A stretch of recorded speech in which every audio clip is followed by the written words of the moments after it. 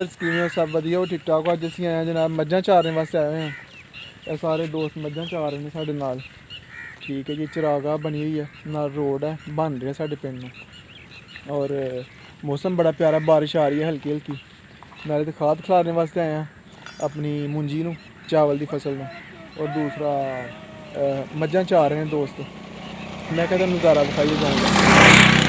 गाँव की ज़िंदगी जी बड़ी सादा है, बहुत ज़्यादा सादगी पसंद लोग ने। यही ज़्यादातर मोस्टली लोगों का जो गुजर बसर है वो यही है, भेड़ां बकरियां चरानियां, भैंसा वगैरह रखी हुई ने, दुद्ध बेचते हैं, सेल करते हैं।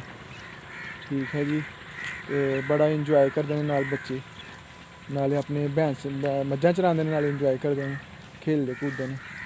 खेत दिखाइए तुहानूं सारे अपने गाँव के। बहुत मज़े की जिंदगी होंदी है गाँव की, इंजॉयमेंट वाली फुल।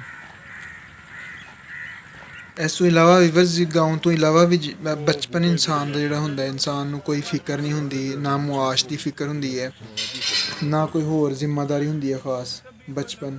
और होए भी गाँव का बचपन तो फिर तो क्या ही बात है, क्योंकि गाँव के जोड़े बच्चे ने वो अपनी लाइफ नूं ज़्यादा इंजॉय करते हैं बनिस्बत के शहरों के बच्चे।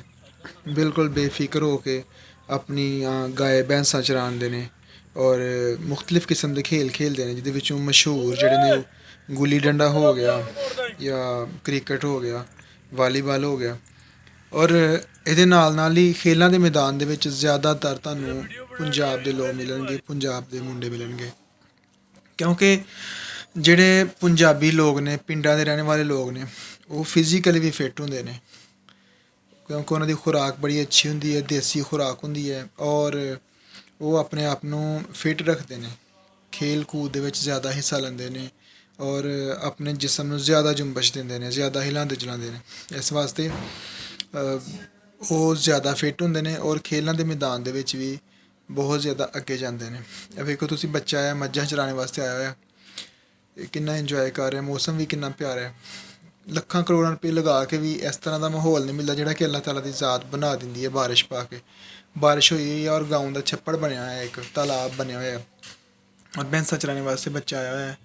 और गाँव के जोड़े बच्चे ने वो ज़्यादा नडार होंदे ने, बहादुर होंदे ने, डरदे भी नहीं, पानी दे विच छलांग लगा लेंदे ने, तैराकी जानते हैं, क्योंकि फिजिकली बड़ा फिट होंदे ने, इस वास्ते तैराकी अच्छी तरह जानते हैं और कुदरत के हसीन नज़ारिਆਂ ਨੂੰ इंजॉय करते हैं।